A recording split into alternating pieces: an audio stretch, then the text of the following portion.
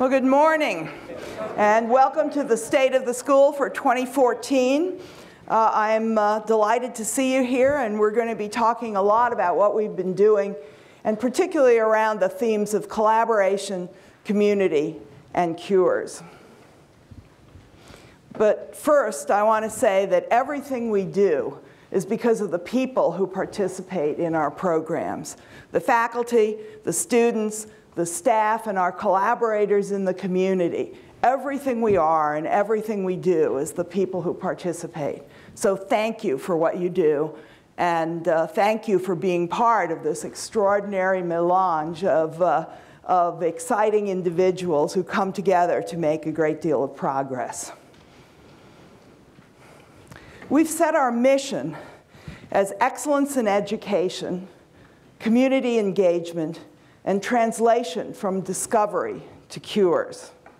Our vision is to be recognized among the very best in medical education, utilizing cutting-edge technology, emphasizing interprofessional training, and maintaining that humanistic approach that in the mix of all the high-level education we deliver to our students makes a case doctor. Our vision is also to work together with our partners to improve the key parameters of community health. Our community in Cleveland has dismal public health statistics. Our infant mortality rate is approximately that of the Gaza Strip. Our stroke rate is probably 60% above most urban communities in the United States. And the tremendous brain power that we have here and the tremendous systems expertise should be able to impact the health of our community, and we aim to do that. But we can't do that alone. Not only partnering with our affiliated hospitals, but we also need to partner with public health and community organizations to make a difference in the health of our community. And of course, we are a research university. We're a research medical school. Together with our hospital affiliates, we stand 16th in the country for NIH funding. In all those rich discoveries, there are opportunities to impact the lives of human beings. And it is our aspiration to bring as many of those discoveries as possible forward to cures.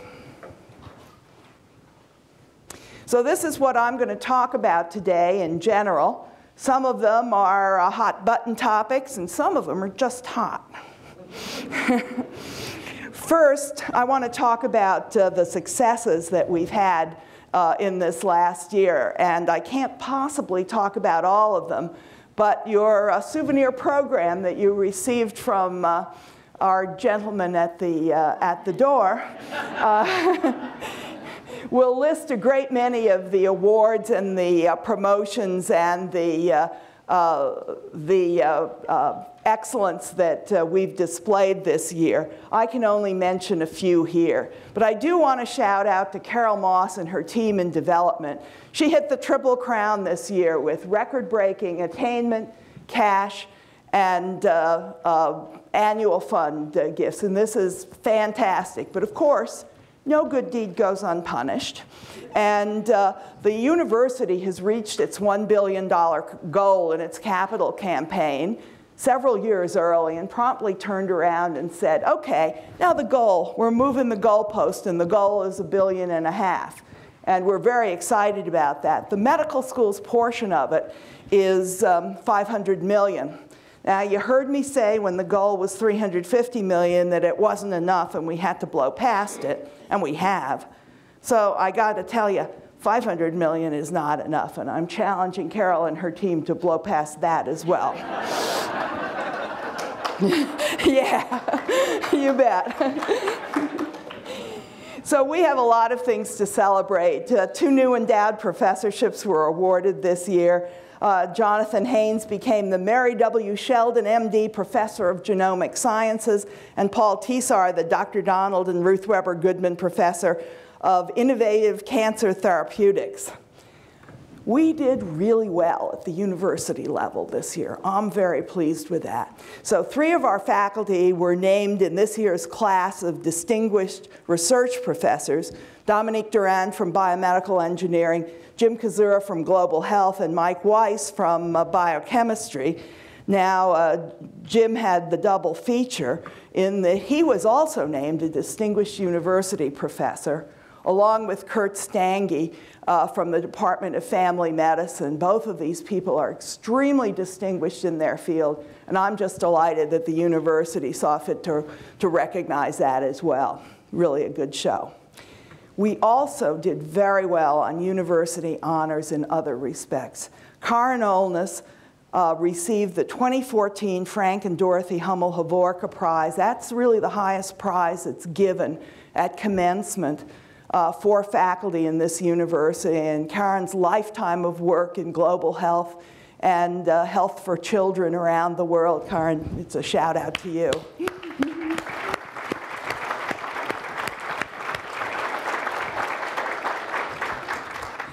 The university-wide educational awards are very important as well, and we garnered 2 of them. Nick Zayat's got the Baylor Award, and Paul McDonald the Dekoff Award. That was terrific. And our own Case Medal for Excellence in Medical Science Innovation. We actually missed the last group at the last state of the school, so we have 2 to recognize here.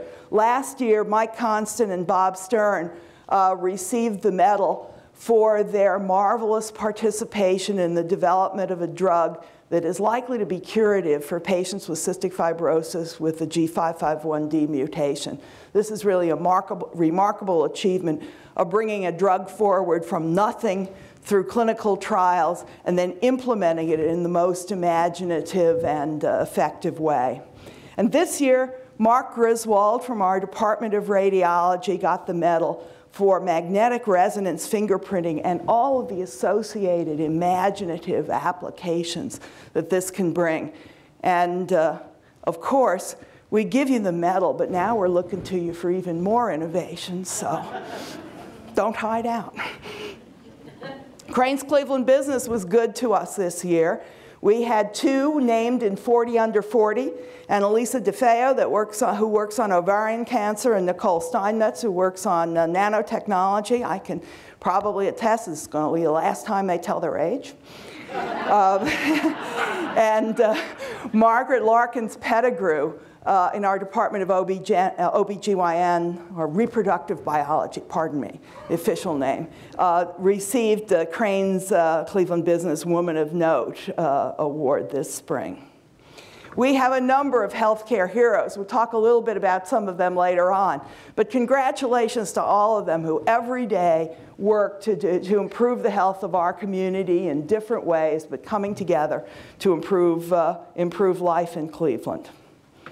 We also have some other national and regional awards to celebrate. Now, you've seen this fellow before.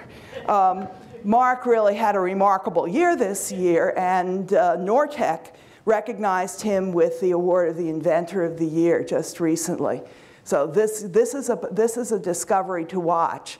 Not only the applications of this discovery are going to be remarkable, but I don't think it's going to be the last discovery he'll ever make. Please. And Chris Pelcheski got not 1 but 2 national awards this year. The Friedenwald Award at the ARVO meeting in May, and then in August he received the very first inaugural Beckman Argyros Award in Vision Research. Now this award comes with a personal prize, a grant to his laboratory, and if you look really closely, a gold medal that's actually bigger than the Olympic ones. And it's real gold. So this is I think this is destined to be the award in vision research, and I'm very proud that one of our folks is the inaugural holder. We had a number of other wonderful elections. Our professor of surgery at the Cleveland Clinic, Dr. Toby Cosgrove, was elected to the Institute of Medicine. Hunter Peckham to the National Academy of Inventors. And Bob Daroff received the 2014 Lifetime Achievement Award from the National Headache Foundation. Bob, for a lifetime of work, congratulations. That's terrific.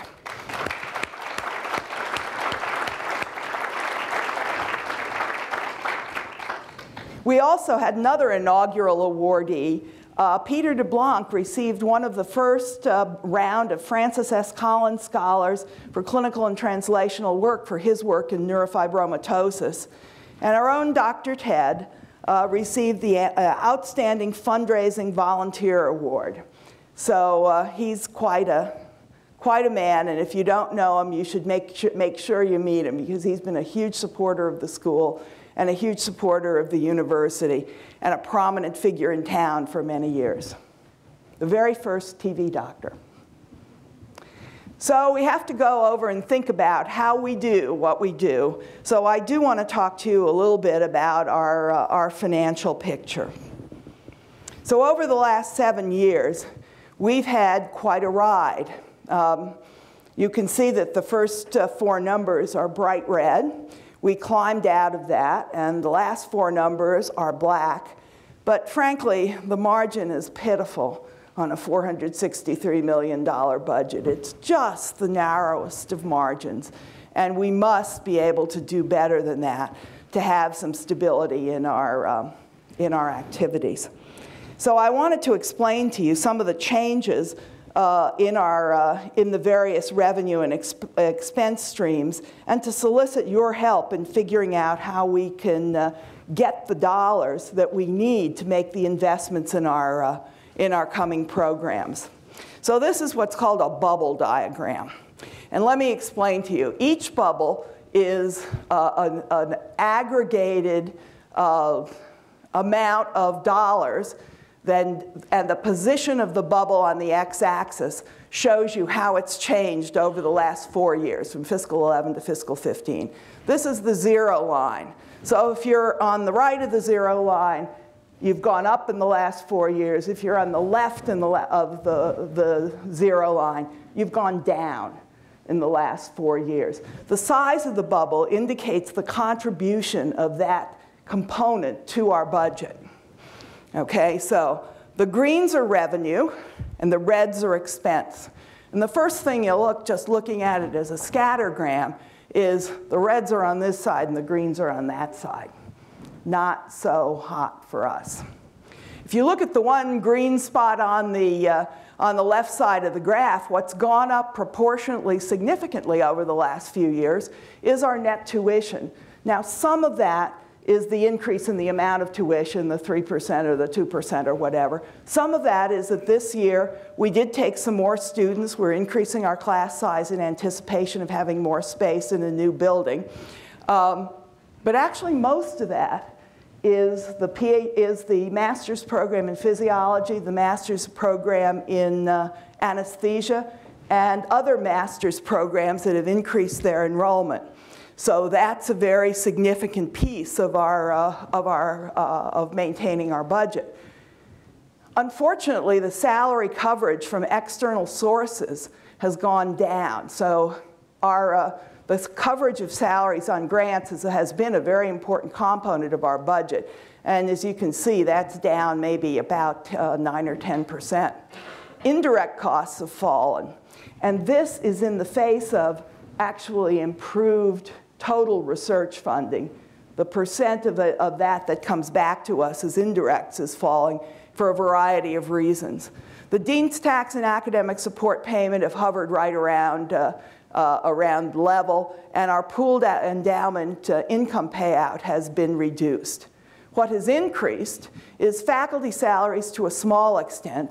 Staff salaries have not increased, and in aggregate, salaries are kind of right around the 0 line. In the aggregate, they've not increased. However, fringe benefits have increased by about 9% on the same salary pool. And non-salary recruitment expenses have also increased. The central university allocations are the biggest red dot and the biggest increase over time. Increase of about 20% in 4 years, or an average about 5% a year. And that's the charge that is made to us for central university services.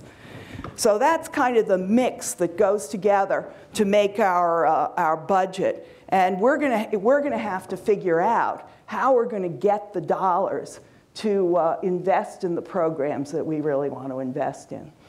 Now, Chris Massotti has sharpened his pencil, and says we need about $10 to $15 million to do the things, just the really critical things that we want a year, to do the critical things that we want to do in the next few years.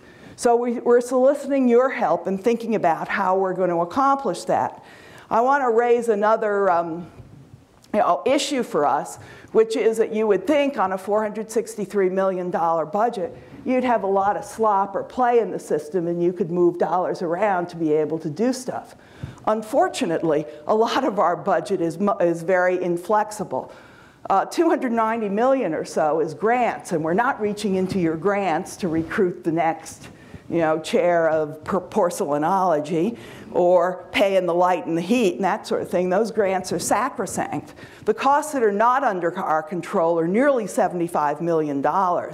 Fixed costs such as debt service and the obligation to tenured faculty salary and fringe comes to about $33.5 million. And of that 463, about 11 is pass-through funds that we don't really see, but they get booked on our books.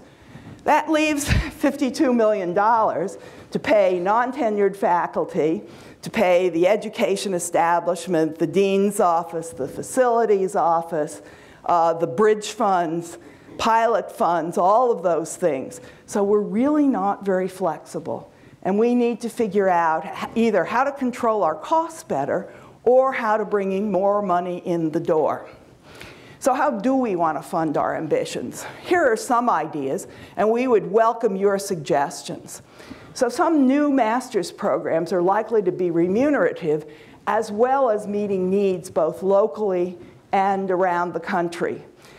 Since Jonathan Haynes has arrived, the clamor is increasing from our affiliated hospitals. Where are the masters in bioinformatics so we can hire them? Where are the masters in bioinformatics so we can hire them? So there's going to be a lot of room and a lot of demand for people trained in bioinformatics in the next few years. The physician assistant program is certainly something that building the structure of healthcare of the future, that mid-level providers are going to be very important in helping assuage the physician shortfall. And of course, we're trying to build a biotechnology community here, and we need an educated workforce to be able to fill the positions in the biotech startups. And we need a critical mass of biotech startups to absorb those individuals. We certainly hope that targeted recruitments in high priority areas, according to our strategic plan, will enhance our collaborative science and increase both grants and philanthropy. And this could really be an engine. And we wonder whether entrepreneurship surrounding medical education, graduate education, and our discovery science might not be feasible and also help our bottom line. But I'd like you to think about it, and I'd like you to email us with your, or if we have enough time to the end today, tell us your suggestions on what we can do. So I'd like to talk a little bit about the pillars of our school. What do we do and how do we do it? And the first pillar that I've got on the docket is research. It's easier for us to think about research awards according to the NIH fiscal year, which is October through September. And as you know, it was just September 30th on Tuesday, so we don't have the data in for fiscal year 14. So I apologize, this is a year behind. So this is NIH fiscal year 2013, and this is the change over the previous 2 years. And actually, our total research went up in the last 2 years, 4%. And in a tight market like this, that's not bad. Our federal research went up 4%. NIH a little bit less. The state funding went down considerably. That may be an artifact of the fact that most of the MedTAP grants were awarded in 2011.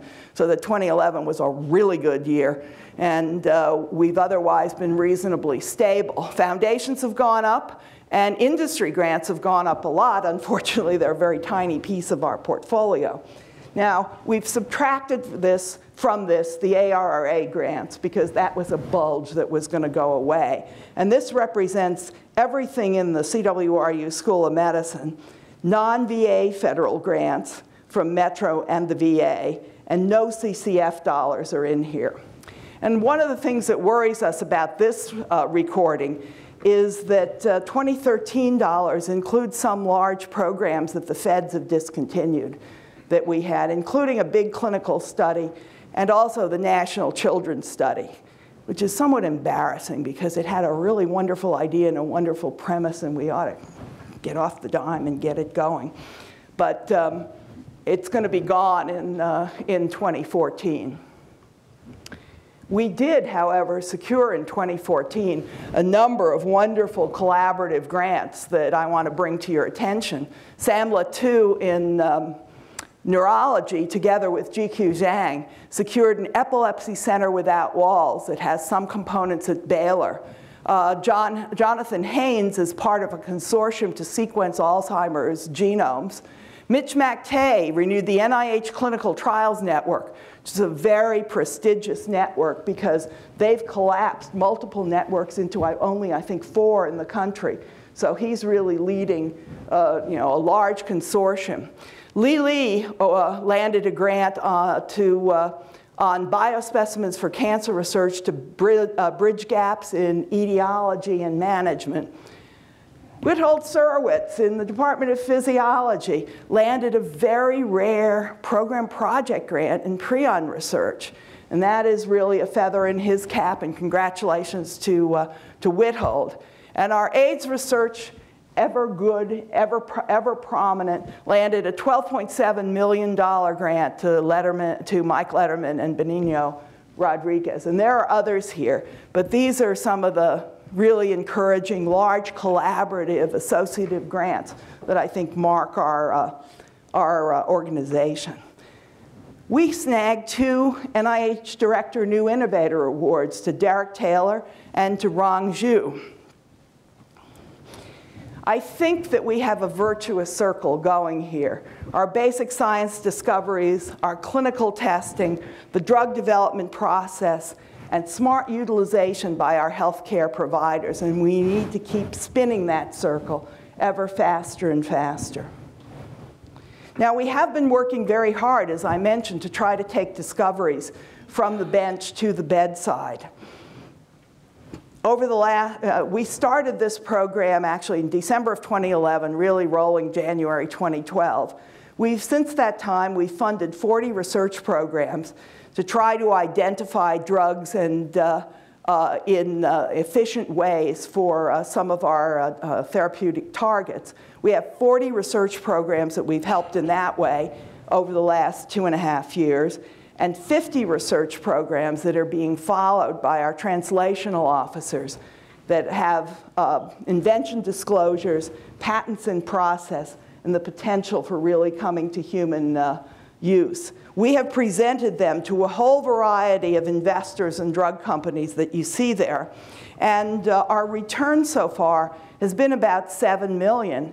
Over this time period, considering the standing start, I don't think that's too bad. Now, that $7 million does include investment in spin-out companies and grants to individuals here, including an NCI Provocative Questions grant to Suzanne Brady-Colney in collaboration with the Griswold Group in radiology.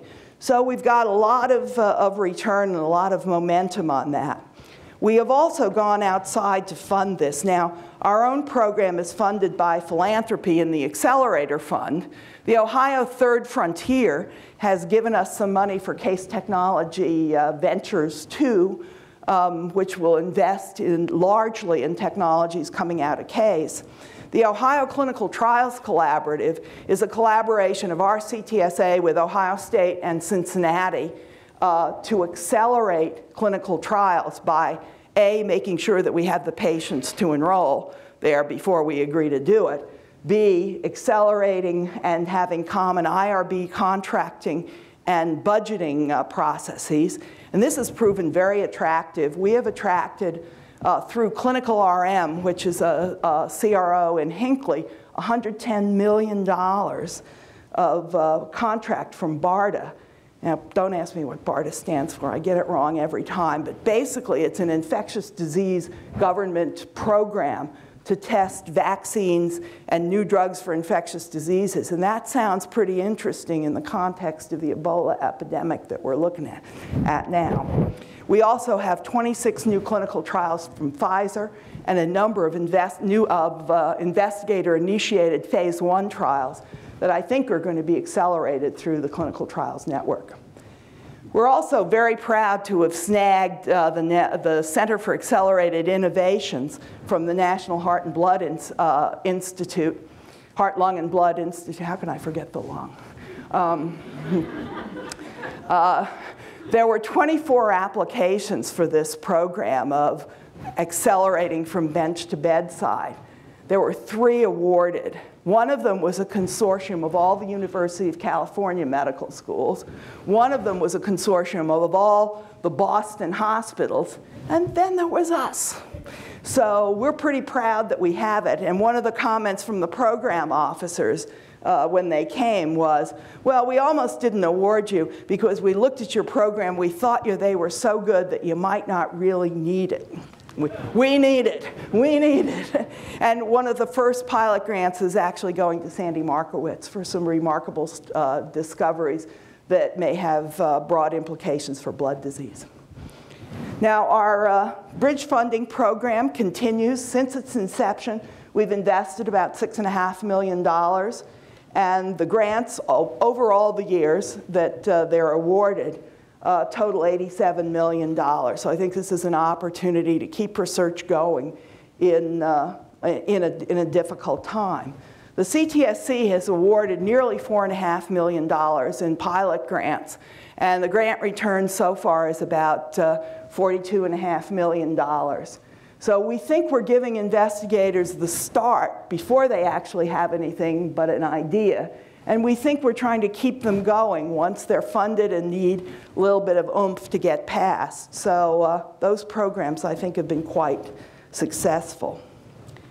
Now, another pillar of our school is really our educational efforts. And this year, I'm very proud to say that in February arrived Pat Thomas, our new Vice Dean for Education, from Johns Hopkins. She has tremendous savvy in the educational realm and tremendous imagination.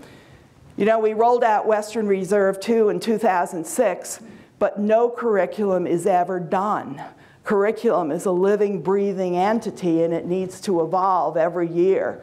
And Pat has new ideas and fresh approaches, and it's really, I've really been thrilled with the start that she's made on it. She has run a series of internal searches, and you can see the results of those searches for an Associate Dean for Curriculum who's also serving for Basic Sciences, Assistant Dean for Clinical Science, Susan Pedrino, Medical Student Research, Colleen Croninger, and the Assistant Dean for the Health System Science, who's going to work on making sure our students understand health systems, number one, and number two, the 4th year. How do we make sure that that 4th year is really a launching pad into the next phase of medical education?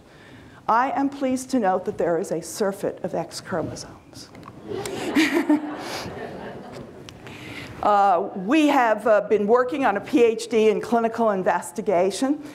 Lee got this all the way through the Board of Regents. They voted about a week ago, 16-0, to approve it, so we are approved. Lee, thank you. Yay for Lee. We are now working on a Master's of Science in Physician's Assistant Studies. That is working its way through the university process right now. And if all goes well, we should have our site visit in late 2015 and another one in 2016 and be accredited then. We can enroll our first class in 2016. And Pat and her team have started to work on new pathways in our curriculum to join the urban health pathway, which has been pretty successful. That's been handed over from Clint Snyder, who went to be Senior Associate Dean for Education at another university, and we wish him well, to Susan Wentz, and it continues to rock and roll along. But Pat is working on establishing new pathways in world health, in wellness and prevention, in humanities, and in the business of medicine. And these are just at the nascent stage. So if one of those is your particular interest, you need to talk to Pat and get involved right from the ground floor on these things. We'd be very, very interested. And of course, we've been working on new space. If the board approves, the nursing and the dental schools will also be included in a large building at the site where we're planning the medical education building. This will greatly facilitate the interprofessional education that we aspire to and that I think is going to be the wave of the future. And we're going to celebrate the progress of this program on October 10th, that's next week, with the Board of Trustees of Case Western Reserve. Now, some of you may remember that a few years ago, we started a Master Teachers program, and that evolved into an Academy of Scholar Educators. And every year, we elect a very few highly distinguished teachers to this academy. The election was held this week, and I'm thrilled to tell you that the new academy members are Kathy Cole Kelly, David Aaron, and Martin Snyder. These, if you know these people, these are people who have invested years and brilliance in either medical education or graduate and undergraduate education. I can't imagine a better class. You guys are very fortunate to have one another. And I'm just thrilled that they joined the Academy of Scholar Educators. I think they're here.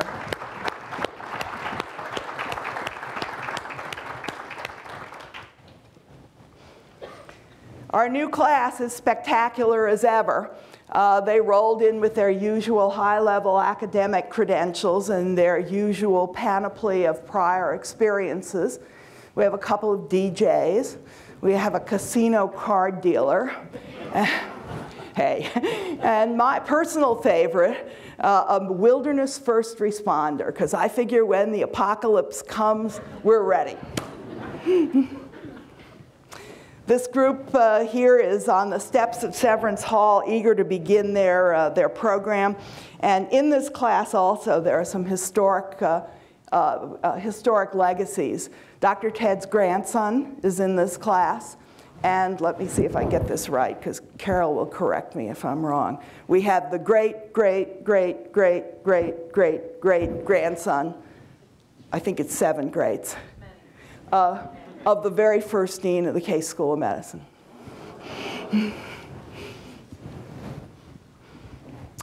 On the graduate school side, we've paid a lot of attention to underrepresented minorities, and one of the programs that we've entered into to do this is the PrEP program.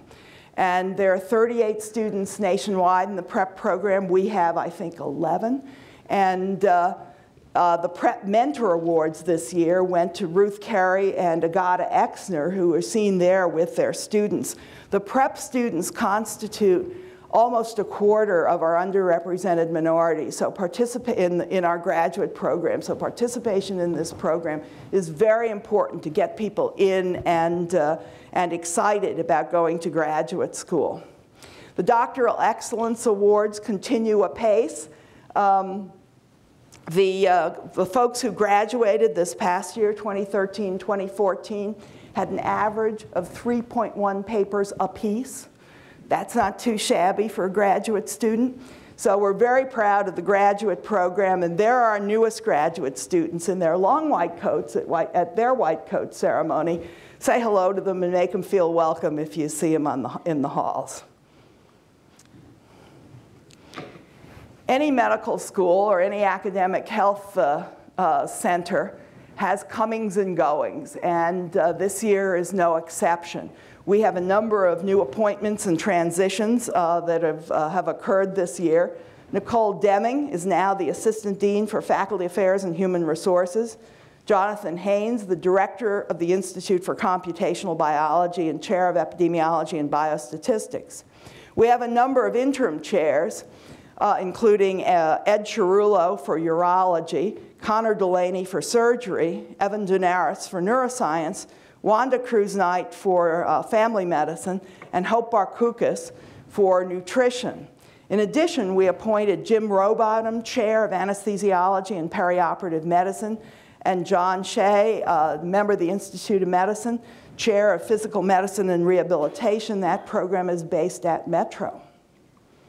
We had 2 chairs become emeritus this year, but neither one of them is actually leaving. They're going to continue their research, and you will see them around. They will just be doing it all on their own time and their own schedule and their own will, and we're very grateful for the wonderful years that they have devoted to this institution. Lynn Landmesser, the chair of the Department of Neurosciences, chair emeritus and a member of the National Academy, and Dora Dearborn, chair emeritus of Environmental Health Sciences. We're grateful to them, and we look forward to their continued presence here. In another way, this has been a very hard year for the School of Medicine. I don't think there's been a year when we have had as many active faculty pass away. And in addition, some of our stalwarts who have come in and taught in particular spots and really been supporters of our students and our faculty, we'll miss them all, and we'll always think fondly of them. So another pillar of the medical school is really our community activities. Our close neighbors are probably our closest community. Our primary affiliate, University Hospitals Case Medical Center, we're about to begin to renegotiate the terms of our affiliation agreement, and we have initiated a joint philanthropy program for adolescent and young adult cancers. I'll tell you a little bit more about that later on. The Cleveland Clinic, we are working on joint philanthropy for the Health Sciences Education Campus, and that is going very well.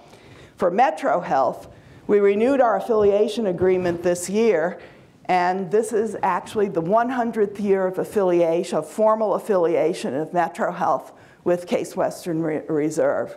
Whole century. We're proud of that. And at Metro Health, we're also hard at work in joint philanthropy for more endowed chairs. We already have 5 joint philanthropy chairs at Metro. 2 more are out there, and we're working hard on developing a center with Metro Health. And our VA hospital, our Dean's Committee VA, has the challenge of working with Central VA, but we have in fact managed to have 2 CTSC-K scholars at the VA by working creatively with the VA administration in spite of central administration at the VA. So I'm proud of that. We have 2 great folks there, and we're managing to collaborate in spite of ourselves. I'm proud to tell you that Elaine Borowski renewed her Prevention Research Center for Healthy Neighborhoods. This was such a success that at the renewal, the head of the CDC, who you may have seen on TV recently, Tom Friedenwald, and Sherrod Brown came out to celebrate the renewal. It's a very important program.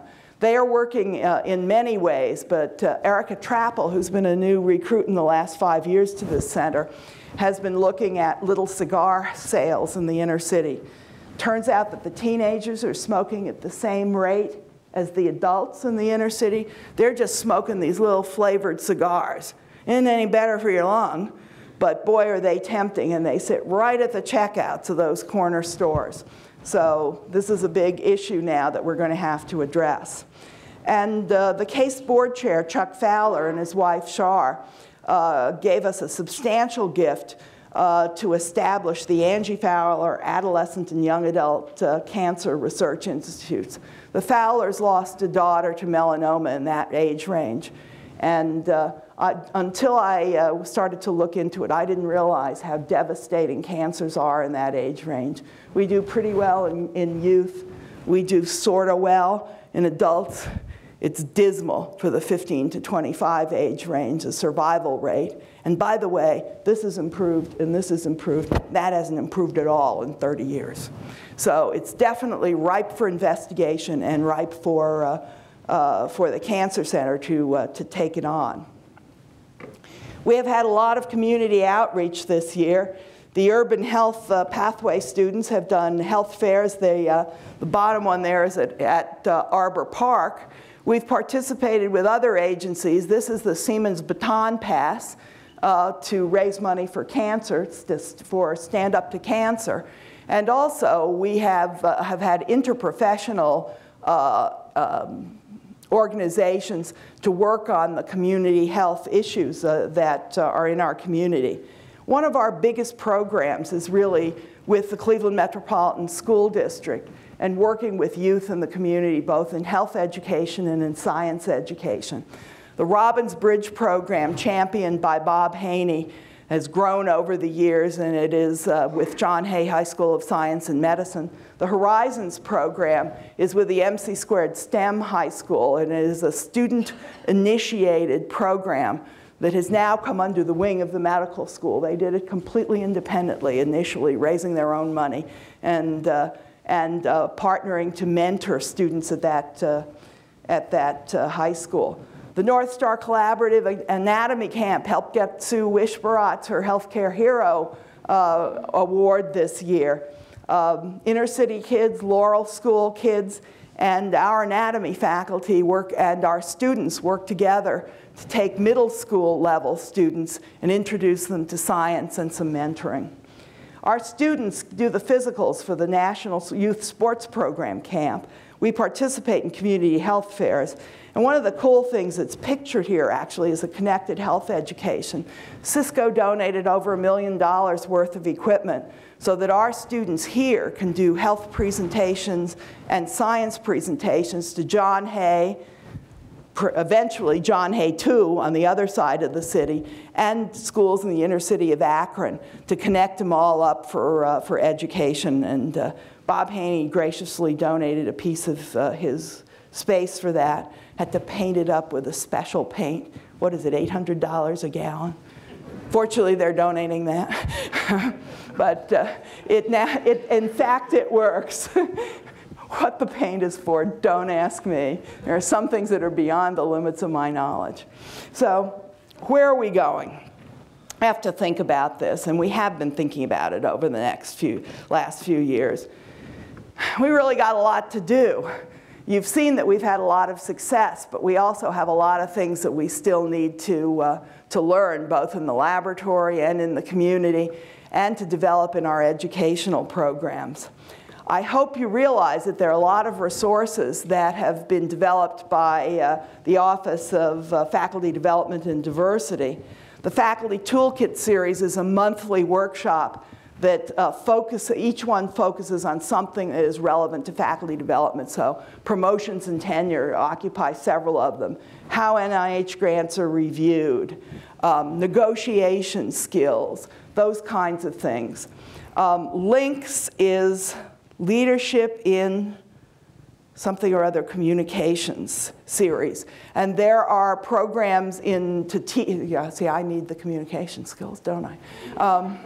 There are leadership programs in communicating both with different kinds of patients and with one another in an effective way. Flex is was developed 3 years ago by the women faculty at the School of Medicine. It's grown from 6 women to 17 this year. And the early graduates have already seen an impact in their careers. And of course, individual resources are available to everyone. We've insisted that junior faculty have mentoring committees, and we've also indicated that chairs are responsible for senior faculty who need love too.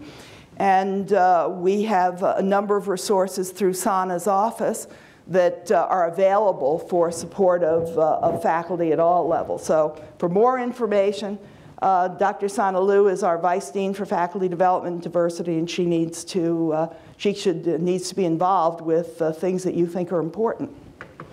We did produce a strategic plan in the last couple of years by assigning topics to each of 4 working groups: people, education, research, and community.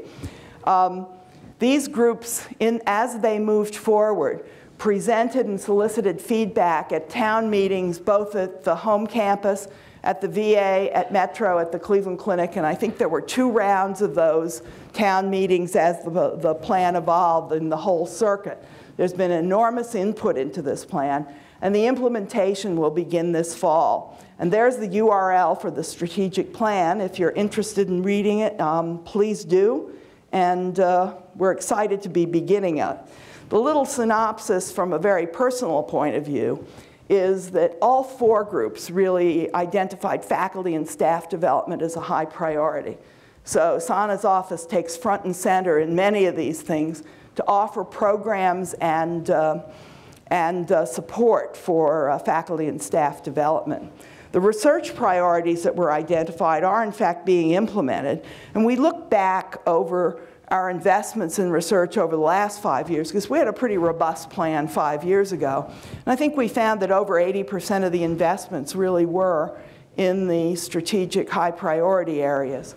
So I think we did pretty well on that the last time, and we hope to continue that, focus.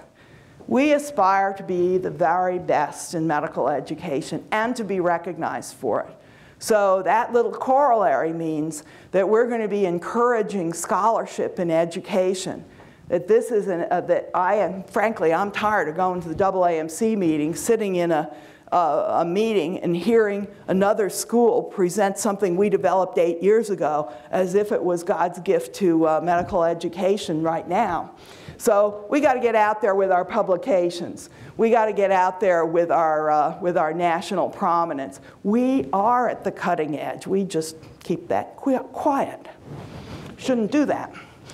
And in addition, community partnerships are critical and are being forged for improving the health of the Cleveland community, not only with our affiliated hospitals, but also with the public health department. In fact, we have a faculty member embedded about half-time in the Cuyahoga County Public Health Department. That's proved an extraordinary collaboration.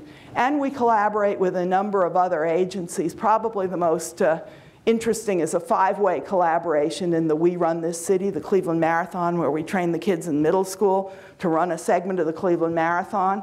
So it's us, the Cleveland Metropolitan School District, the Public Health, the YMCA, they actually do the training. These guys go out and run with the kids to train them, and the Rite Aid Cleveland Marathon.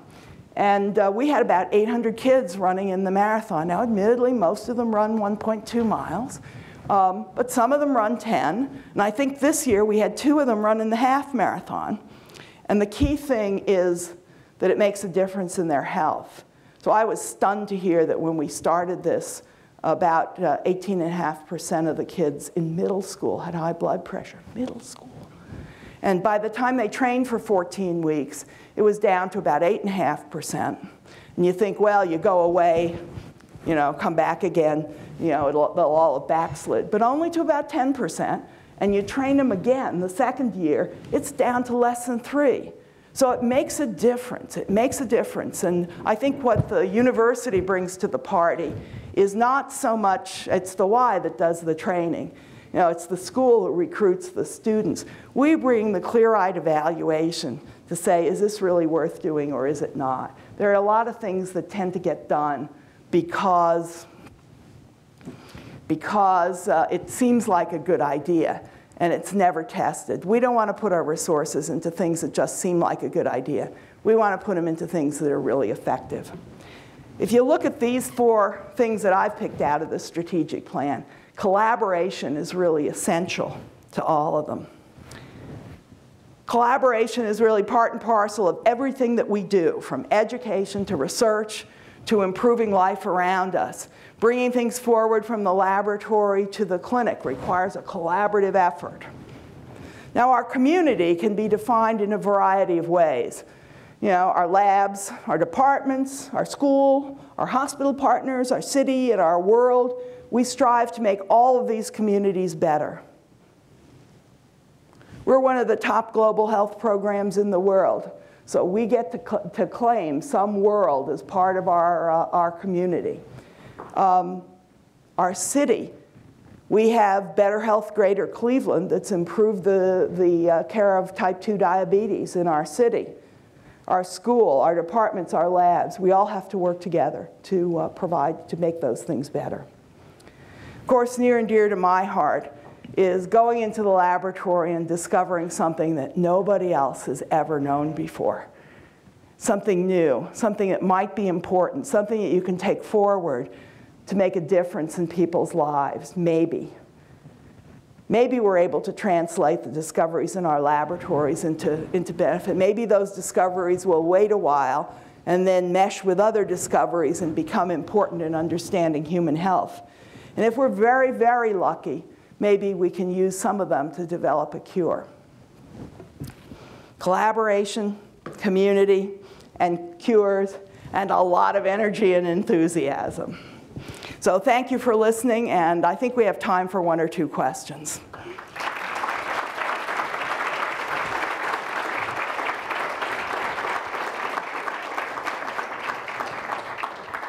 Bob. Just a quick editorial comment.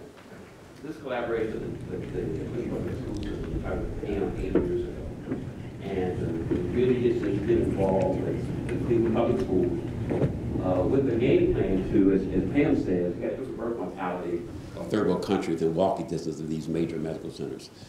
And as a result of that partnering and the vision that Pam has had, the first graduate from Cleveland Public School System, John Hay from our med school, in the class of 2020 will be from Case Western Reserve, not Cleveland State Neomed. It'll be us who did that. And that's because of our dean. You bet.